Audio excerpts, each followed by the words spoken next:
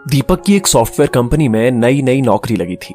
अब घर वाले चाहते थे कि एक अच्छी सी लड़की देखकर उसकी शादी कर दी जाए। दीपक के घर परिवार में उसकी माँ, बड़ा भाई नवीन, भाभी रश्मि, बहन रीतू, बुआ सरला और दादी उमा रहते थे। पिताजी की मृत्यु तभी हो गई थी जब दीपक 10वीं में था। वैसे तो दीपक के लिए बहुत रिश्ते आने शुरू हो गए थे, पर दीपक का मन तो कहीं और ही लगा था। वो हर रिश्ते में कोई ना कोई बुराई निकालकर मना कर देता था। तंग आकर भाभी ने पूछ ही लिया, भैया अगर कोई और पसंद हो तो बता दो, क्यों घर वालों को और लड़की वालों को परेशान कर रहे हो। दीपक जान गया कि अब सही वक्त आ गया है घर वालों को संध्या के बारे में बताने का। संध्या अपनी पढ़ाई पूरी कर फैशन डिजाइनिंग का कोर्स कर रही है। घर की एकलौती लड़की, पिता पुलिस डिपार्टमेंट में उच्च पद पर है, पर बचपन में ही मां का साया सर से छिन गया था। संध्या और दीपक की मुलाकात का किस्सा भी बहुत रोचक है। दीपक जहां बहुत ही शांत स्वभाव का है, वहीं संध्या बहुत ही चंचल स्वभाव की है। दोनों की मुलाकात एक फ्रेंड की शादी में हुई थी। बस तभी से वो दीपक के दिल में बस गई। दीपक अपने दोस्त अमन की तरफ से और संध्या लड़की वालों की तरफ से, यानी कि गामिनी की सहेली थी। अमन ने ही गामिनी को बोल के दोनों की बात करवाई। धीरे धीरे ये दोस्ती प्यार में बदल गई। दोनों में तय था कि जैसे ही दीपक को नौकरी मिल जाती है, वैसे ही वो दोनों शादी की बात करेंगे। आज वो टाइम आ गया था। दीपक ने अपने घर में संध्या के बारे में बताया। संध्या से तो किसी को परेशानी नहीं थी, पर उन्हें ये डर था कि इतने अमीर बाप की बेटी कैसे इस परिवार की जिम्मेदारियां संभालेगी। दोनों बच्चों की मर्जी से शादी भी तय हो गई। संध्या और दीपक दोनों बहुत खुश थे। आज वो शादी के बंधन में बंधने जा रहे थे। शादी के बाद संध्या घर में आई। सबने खुशी खुशी उसका स्वागत किया। सारी रस्में हो गई, लेकिन संध्या की नजर दीपक की मां को ही खोज रही थी। बिन मां की बेटी दीपक की मां में अपनी मां तलाशना चाह रही थी, पर मां का कहीं अता पता नहीं था। संध्या ने ये सोचकर खुद को तसल्ली दी कि हो सकता है मां घर के कामों में व्यस्त होगी।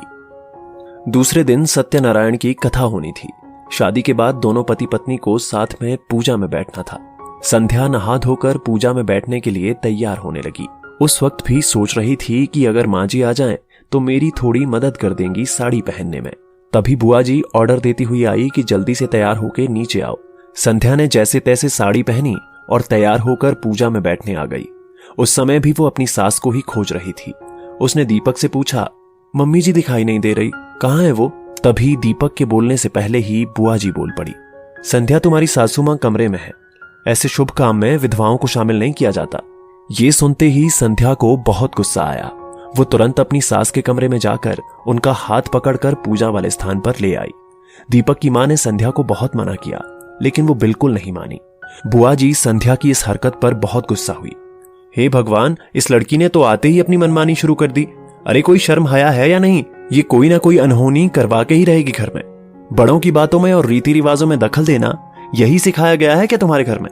पंडित जी भी घोर कलयुग कहकर अपनी जगह से उठ गए। इतने में संध्या की जेठानी भी बोल पड़ी, देख लो, नए जमाने की बहू लेकर आए हैं। अब इस घर के तौर तरीके बदलने वाले हैं। इसके पिता पुलिस में है तो अब ये हमें भी इशारों पे नचाएगी। सबकी बातें सुनकर संध्या ने सबसे कहा, चुप रहिए आप सब। ऐसे अंधविश्वास को घर की रीत का नाम दे रहे हो। एक माँ के जीवन की सबसे बड़ी खुशी होती है जब उसके बेटे या बेटी की शादी होती है। आज आप माँ को उस खुशी से ही दूर कर दे रहे हो। अरे कितनी मन्नतें मांगी होंगी माँ ने अपने बेटे की खुशी के लिए, तो उनके कारण घर में अनहोनी कैसे हो सकती है?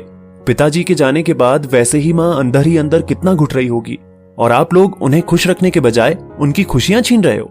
मेरी माँ की मृत्यु तो बचपन में ही हो गई थी, फिर भी मेरे पापा हर पूजा पाठ में शामिल होते थे। उनके लिए तो ऐसा कोई नियम नहीं था।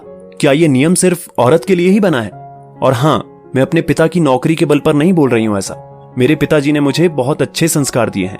मैं इन सब अंधविश्वासों पर नहीं विश्वास रखती, और अगर इसे नए जमाने की बहू कहते हैं तो मैं हूं नए जमाने की। फिर उसने अपनी सास से कहा, बचपन में माँ के चले जाने के कारण मुझे हमेशा से ही एक माँ की जरूरत थी। मुझे लगा कि आपके रूप में मुझे माँ मिलेगी। मैंने अपनी माँ को तो नहीं देखा, लेकिन आप ही मेरे लिए असली माँ हो। आप मेरे हर सुख दुख में मेरे साथ रहोगी। आपकी दुआ और प्यार हमें अनहोनी से बचा लेगा। संध्या ने अपनी सास के पैर छुए। सास ने भी अपनी बहू को गले से लगा लिया। संध्या की बातों ने सबके आंख में लगी अंधविश्वास की पट्टी को हटा दिया था। फिर से पूजा शुरू हुई मां के साथ। संध्या और दीपक अपने आने वाले समय के लिए भगवान की पूजा कर रहे थे, और मां आंखों में आंसू और दिल में सुकून लिए अपनी नए जमाने की बहू को देख रही थी। दोस्तों, आपकी इस वीडियो के बारे में क्या राय है नीचे कमेंट करके जरूर बताइएगा। और अगर आपको ये वीडियो पसंद आए तो इस वीडियो को लाइक करिएगा, शेयर करिएगा ज्यादा से ज्यादा लोगों तक। और ऐसे ही और भी इंस्पिरेशनल वीडियो के लिए सब्सक्राइब करें हमारे YouTube चैनल को और Facebook पर फॉलो करें हमारे पेज को। धन्यवाद।